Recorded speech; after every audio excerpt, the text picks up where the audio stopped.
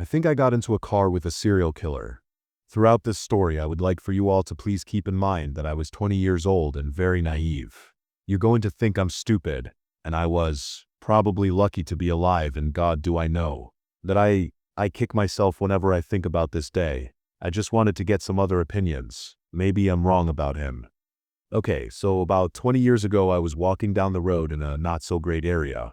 It was summertime and I was dressed appropriately for the heat. Shorts and a tank. I'm very thin and was downright skinny then, and got mistaken for a sex worker more times than I care to admit. This may or may not be important to the story.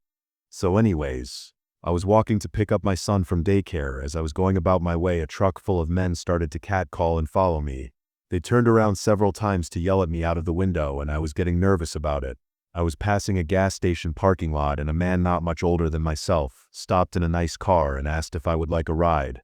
He didn't seem scary and he was attractive, so I said okay and got in his car. Sheesh, I wish I could smack myself. So I get into the car with him and he asks where I'm going. I tell him it's about a mile straight down the road I'm on. He starts out going the wrong way and just tells me he needs to turn around. I pay little mind. He starts to ask me about myself, so I tell him I was escaping a DV situation and was staying in a woman's shelter nearby. I was telling him how closely my activities were monitored, and that I was due to pick up my son any minute. I think this may actually be what saved me. At some point I notice he takes another wrong turn, but I don't know the area at all, so when I point it out he says he's taking a shortcut or something, and I just go back to talking like an idiot. Then I get a whiff of something. I know now that the smell was death. Decomp. I know this for sure now. I did not then. I turn around and look in the back seat, looking for spoiled food or something. The car is absolutely spotless. I bring up the smell and he brushes it off and changes the subject, but for some reason the smell just started getting stronger. My dumbass brings it up again. What is that smell? He says he doesn't know, probably something he forgot to take out and has gone bad. When I tell you guys there was not a crumb in that vehicle, I'm baffled.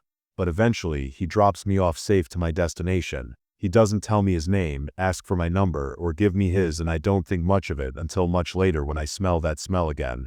But this time I know what it is.